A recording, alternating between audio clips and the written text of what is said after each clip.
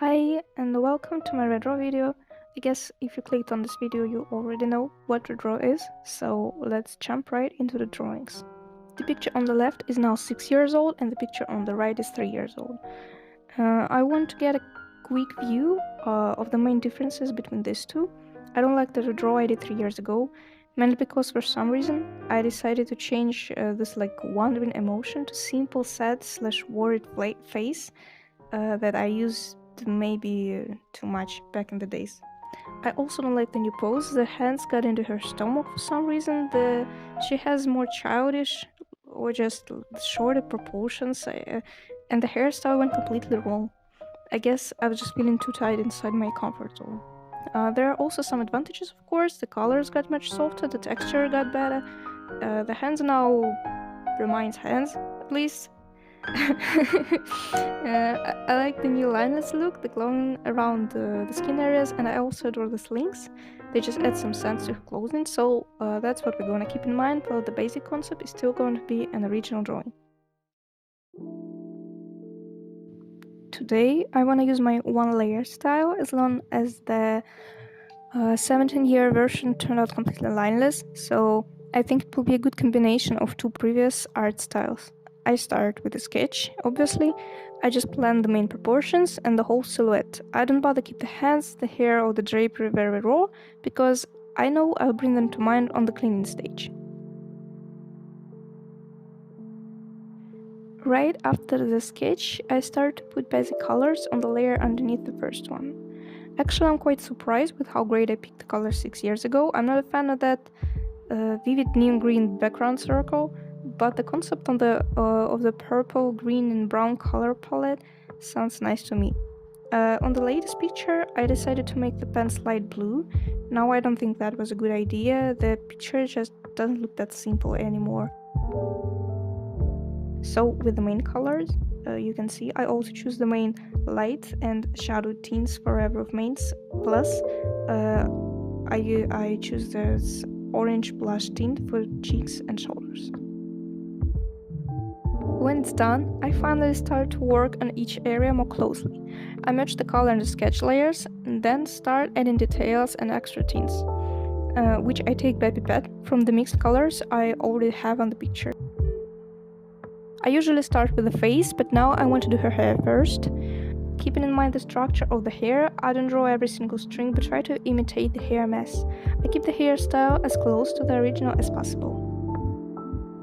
There is no lights on the original picture and I don't want to add any, so the light lines don't represent any lightning, they just make the hair structure look alive and create the additional depth to them.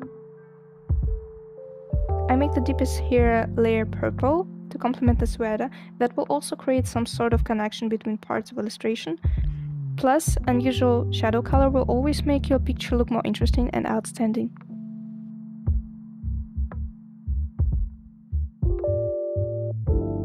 Next goes the face. I try to avoid realistic shadows, as the whole girl herself is very stylized. I gave her long proportions based on the original piece, so she is too thin and smooth to look real.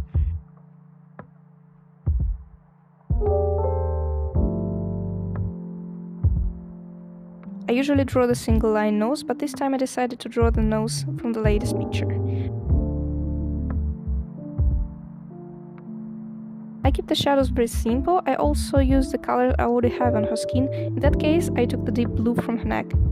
I also like the face to look clean, so nothing but chin, nose, eyebrows, and hair shadows to Our Lady. You could see my attempt to give her eyelids, but that didn't turn out well. I also spread in orange and red colors along her cheeks, so that she would look blushy.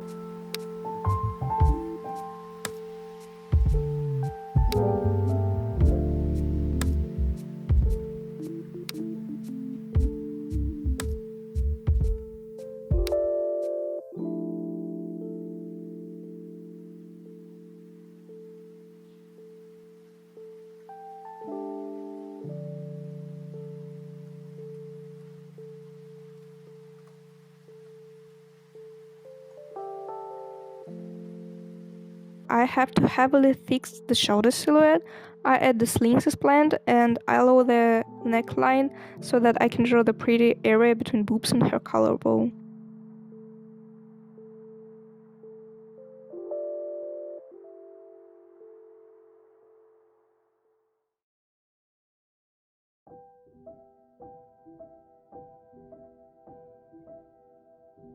I want the sweater to look soft and puffy, but not to be made of any real cloth.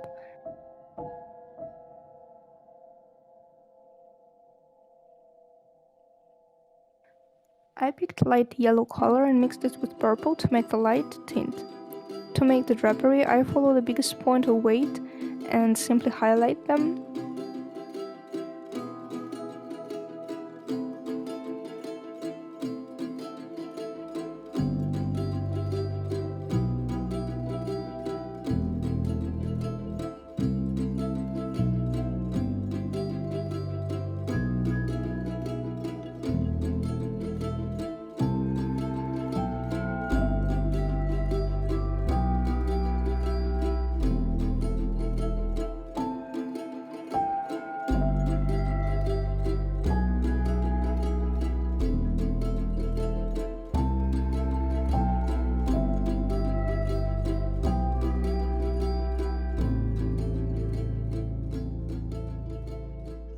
I drop a hint of a pocket in bottom left area, as the original sweater had a big front pocket, but I don't want our sweater to become a hoodie, so I don't draw a pocket line itself. I think it creates beautiful glowing effect.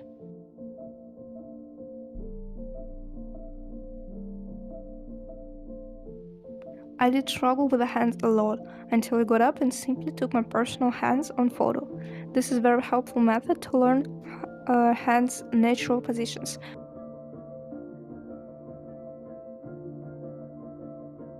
Even in my case, where hand position wasn't that hard to draw, this photo experience made me realize that it's simply uncomfortable to hold the wrists closely to each other.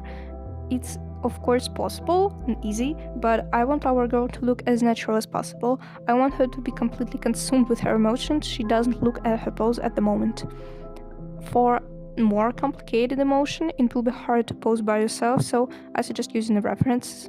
In every difficult situation, actually, try to find reference and never circle. Circling won't teach you nothing. As an example, on my photo, you can see that my hands are pretty podgy, but I want to give the girl very slim fingers, as she is tall and slim herself. So I focus on how the fingers work instead of how they look.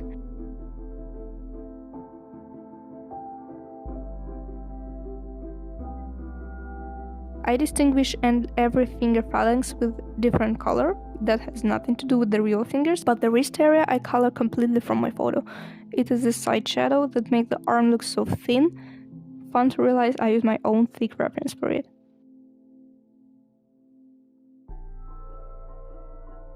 In the end, I erase some lines between her hands. I think it creates like more touchable and close feel to them.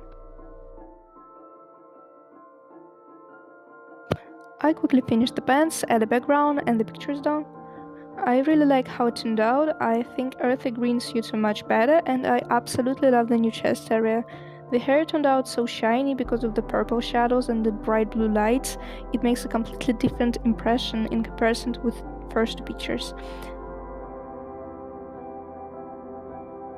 The whole picture looks very soft and united because I used nothing but texture brush to color it.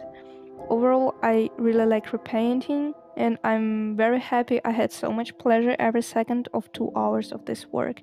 I hope you also loved the result, and I hope my voice didn't bother you too much. If you have any questions, the comment section is always here for you, and bye.